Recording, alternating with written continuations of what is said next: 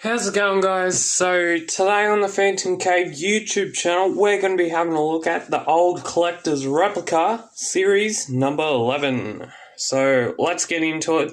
I'll be back just a sec and we'll get into it.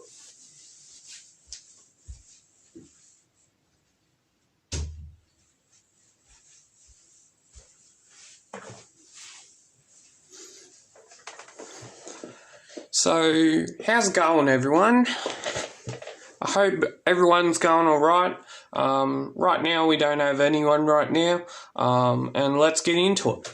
Hopefully, this position actually works, because I have not tried it.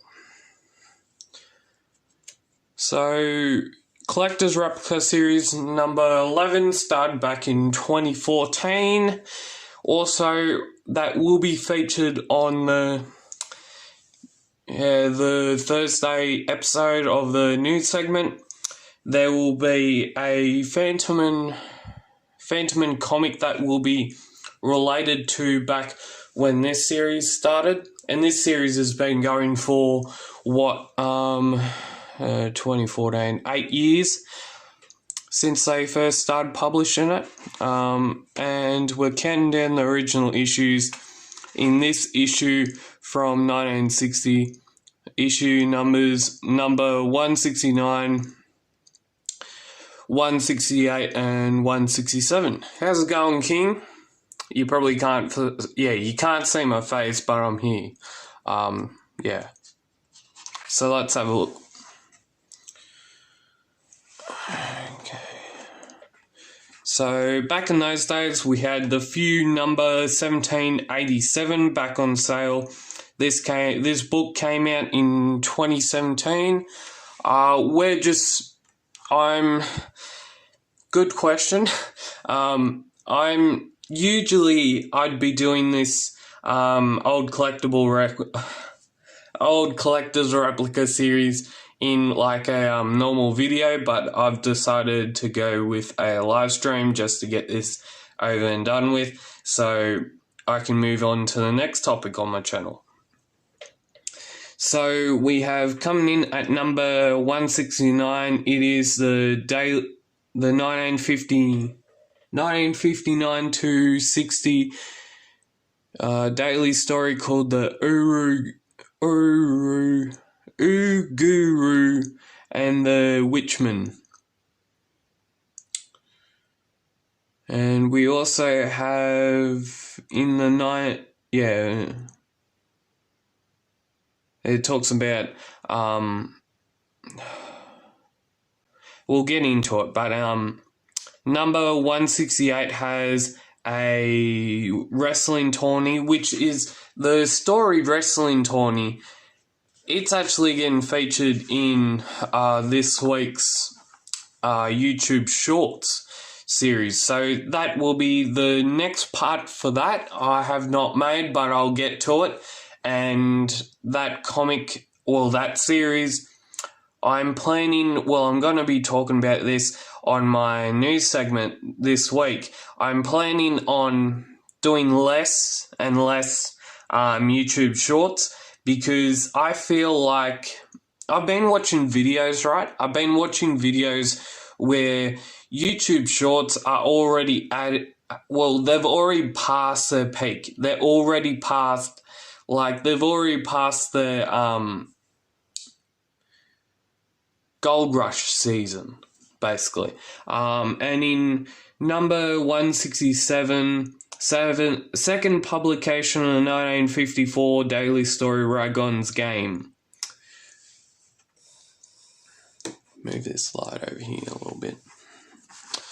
So, it was last year. So, we had, obviously, the Collector's Replica series is still ongoing series, and I reckon I'm projecting that this series may go up to the 60 issue mark. Now, I've said this many, many times on my channel. I've said this many times, and that's why I'm just thinking, because a couple of years ago, I did the maths on one of the issues, because there's 4 issues that come out every year of the series, and it's taken them 8 well, it's taken them 8 years, nearly. It's taken them 8 years to get to issue 27 of the series.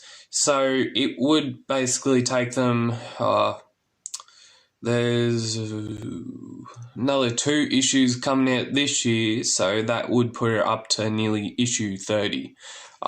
So yeah, you try and do the work, maths out, but yeah, I've already done it, and yeah. I reckon it's going to be ending at issue 60.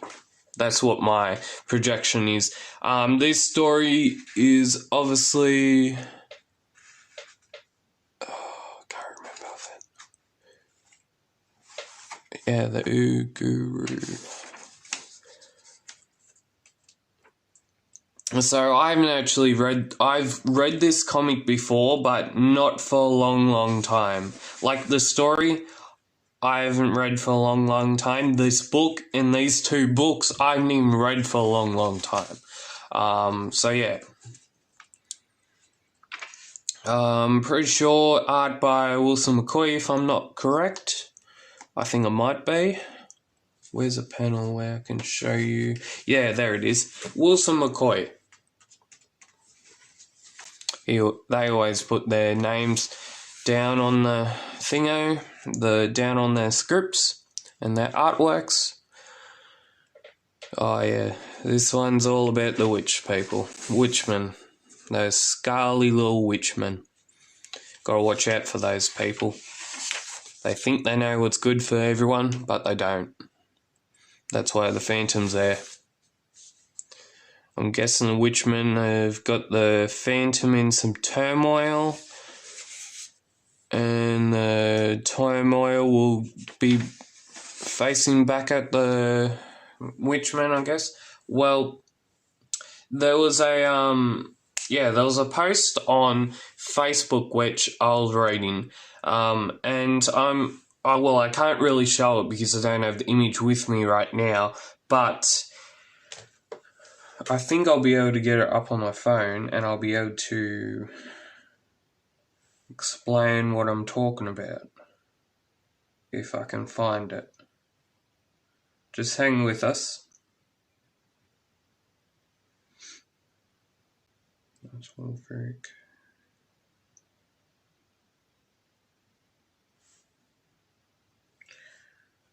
Okay, I'm looking for...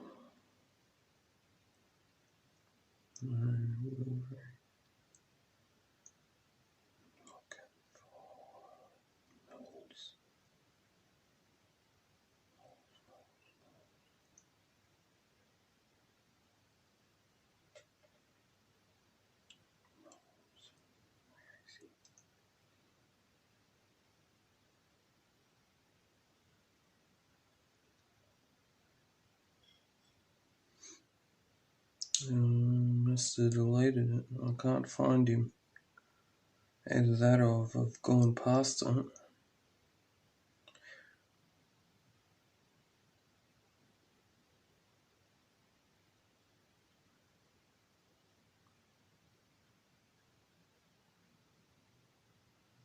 No, can't find it. But Nick Moles, a guy that was on Facebook, I'm not too sure if we've got your name right, but he was talking about how he made a funny little video where I think this is where we're getting at, is that people they've either seen the stories from the Collector Replica series already, they've already read the stories that are being reprinted in that series, or they've already read it, and plus it's an edited version to what they've already previously read.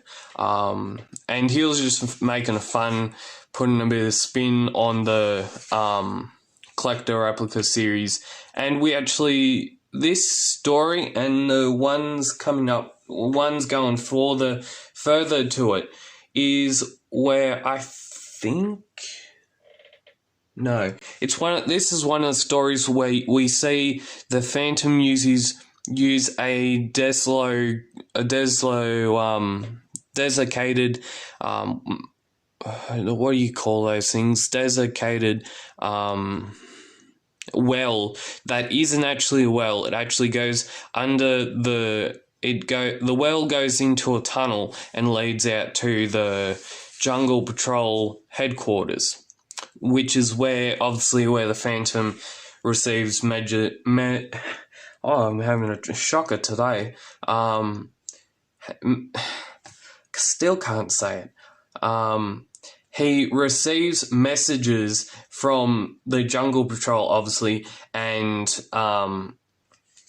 he gets messages back from them. So he does orders to them. Obviously, you already got to know this if you're watching the clip already. This story. Can you say that? Anyone, can you say that? It's just funny.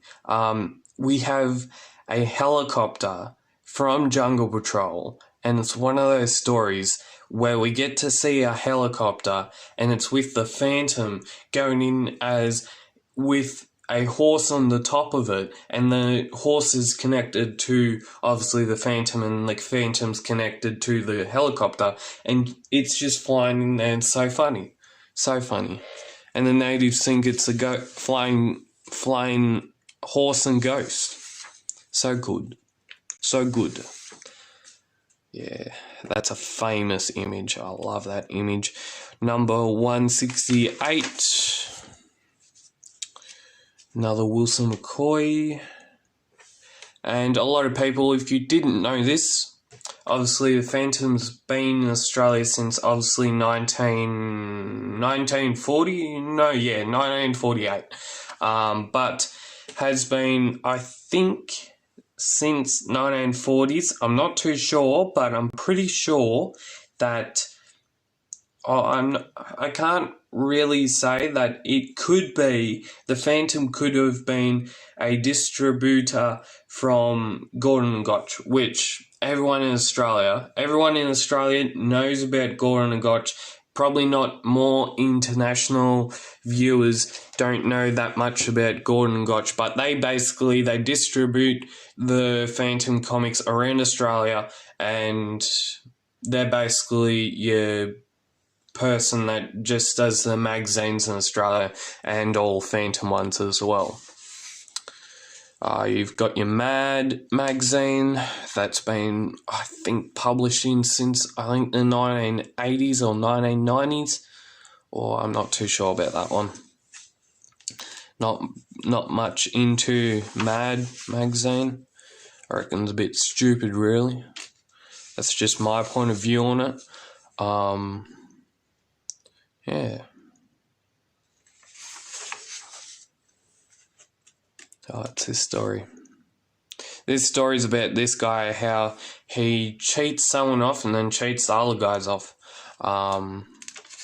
This video is all about looking at the old comic strips and how they were created back in the old days, and how they were created back in the 1950s, 1940s, 1960s. And we actually get the younger people of the Phantom, the people that are fans of the Phantom but at a younger age. I always say it at this. The people that are of younger age and that don't know too much about the Phantom can actually read these stories. They can imagine what's going in their head. They can see it on the pages, yet that a lot of the older folk, a lot of the older Phantom fans, they disregard it. Disregard's probably not a good word for it, but I see it as Phantom fans that are younger of age. They can get in the Phantom. They can read the stories that were published back in the 1960s, back in the 1950s, back in the 1940s, and so on. So that's just my point of view on it. And this leads back to Nick Moles and how he was creating some sort of funny thing over this series, which made me laugh, don't get me wrong. It was good. Made me laugh.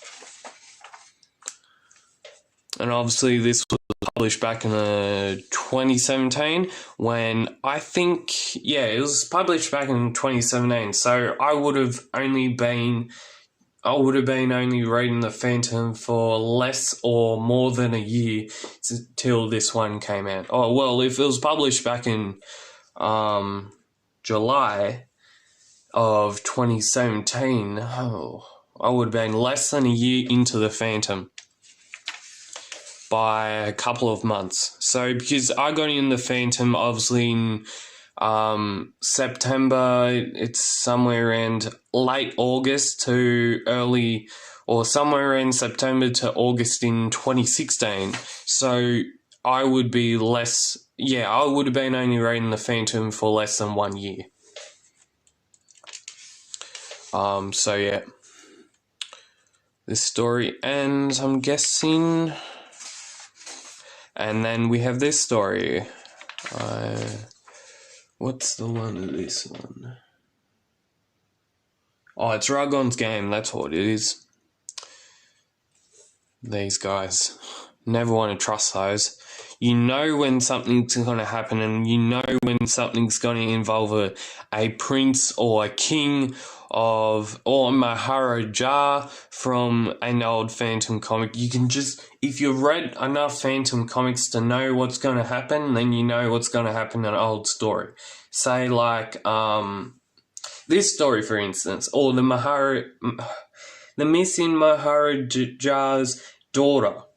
You basically another story is which was published back in the last week, where we had, no, it wasn't last week, it was in the Giant Size issue 16. We had a reprint of a story. It was a Phantom story, and I think it was Danger in the Ashes or something. It was something to do with the Himalayas. But yeah, it was. When I read the full edit of that story, I was just amazed. And it's the Himalayas story the Himalayas story is one of the first actual stories Lee Falk actually written, and it's only one of the first stories that was, I think, published, or it was one of the first stories in 1936 or 37 or something like that. It was one of the first stories that went into newspaper, basically what I'm trying to say. Phantom always going to get turmoil over Misty Mountain princes and kings. Always. And then Diana comes into it. Ooh, good story. I haven't read Ragon's Game for quite a while, since this was published in 2017. Oh, nostalgia. The good old nostalgia from the Phantom ads. I've got that bookmark, and I have that one, but I don't know where it is. So that's number 11 done. Just put that down here. And now we're getting to number 12, which reprints the issues from 1960, and we include 1966, 1965, and 64. Just love these old covers. It includes the stories called The Belt.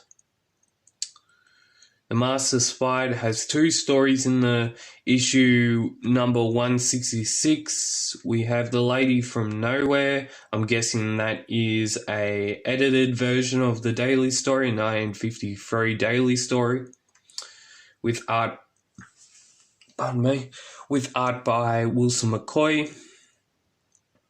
And issue number 64 holds The Crooner, which I absolutely adore that story. I love it. The first time I actually read The Crooner, it was so good because I hadn't read it before. And that's where I say again, if you've got young Phantom fans and they want to get into the Phantom, or they're interested in it, you give them a old Phantom comic, and then they get to learn the lore. They get to learn how the Skull Cave interacts with the Phantom. They get to learn how Devil was created. They get to learn how Phantom got Hero, and all that sort of stuff. It's so good. Love these old stories. Magnificent.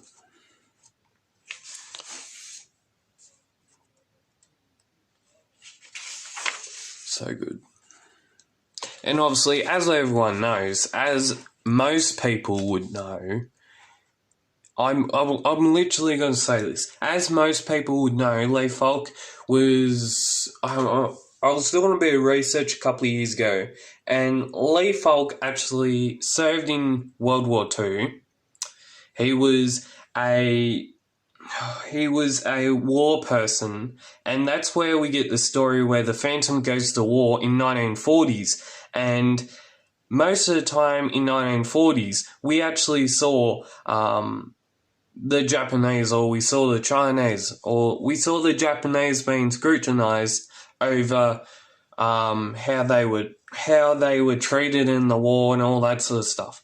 And obviously, in the news segment that I'll be publishing on Thursday, I will be putting my respects, and I'll be putting my respects out to the public from on the 25th of April was Anzac Day, which, yeah, I'll be getting further into that in the news segment on Thursday.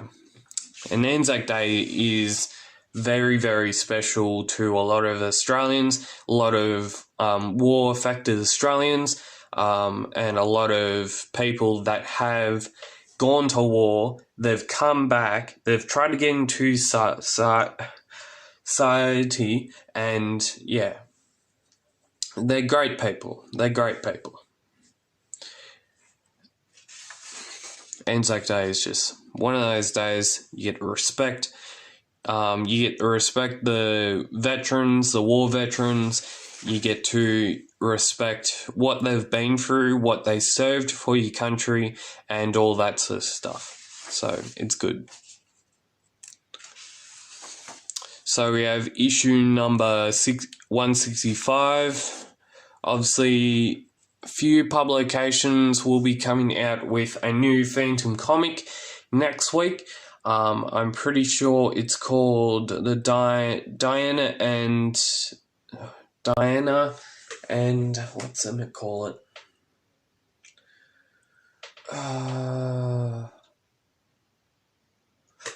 Diana and the Breakhearters gang, I think it is. Heartbreakers gang, that's it. Heartbreakers gang. And it's a new story by Shane Foley and by Matt Kime, which everyone from older Australians to older Australians love his work. Matt Kime. He's a great person. Haven't interviewed him yet. Might need to get on to that. Oh, this is a lady from nowhere. That's this story. Might need to read this again. Might need to read all these books I put up on here. That's a bit... Yeah, that's a good starting point. We have number 164. Is this that story where we see the gloves? Oh, the part where I'm talking about... one of the first stories we actually get to see about the Phantom is one of these sort of scenes. He's coming out of the water, he's on this ship, and it's where Lee Falk was imagining, obviously, the Phantom, the character, and it's where we get to see the first glimpse of the Phantom in the Sunday, or we get to see the first glimpse of the Phantom in a newspaper, the first ever newspaper of the Phantom. Now, the first thing you're probably going to see, you see everything in shadow. You see everything in shadow. And then you see these glowing, or well, you don't see those glowing, but you see gloves that were around his hands, and that after that story, I don't think we ever see the gloves again. I think the Phantom just dismantles the gloves and just goes head on into action. But that's a great story as well. I think it's the slave traders. I believe it's the slave traders, but I'll get back to that one. But it's one of the first couple stories is Lil Toma. One of them is Himalayas is the next one, and I think it's Skyband as well, and there's a whole host of other ones. But they're also good. They're very, very good. So good.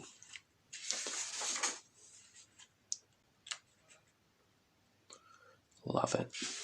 Love these old comics. And even if you get the old comics where you see back, like, even if you get, not too sure if, in India if you can get Australian ones, but even if you get old Australian Phantom comics, and like they're from the 1960s or they're from the 1950s or they're from obviously the late 40s, even if you get one of those, it's just nostalgia. You get that nostalgia from them, and yeah, it's just so good. And just love reading these ones, even the full-length ones when Jim Shepard did them in the 90s and late 80s. So good. Might need to read this one as well. I've got a lot of reading to do. I need to finish up on the Orient Express. I need to read that. Because that's been out for like nearly a couple of weeks. I did this with the 2021 Phantom Annual, and that's why I'm doing it. I'm doing this video so that I can basically get through the video that I need to do and then move on to the next ones. I've actually got that print. It's up there. That print does. And no, I haven't got. I've got that jam piece. That one's good. Is this the first? Yeah, I've got most of the Phantom by Gaslight series, and so good. And I'm pretty sure this is not that, but oh, that was a lucky catch. Very sorry about that. I have good reflexes. But not these ones. That's probably still in stock, but these ones, I reckon they're not in stock anymore. And that looks like that is the last page on that comic. So if you have any questions, we'll actually turn this around and I'll pull this over here so you can see me. If you have any questions on anything Phantom related, I'll try and answer them as best as I could. Obviously my reflexes are quite good to catch the thing that I've got the camera on.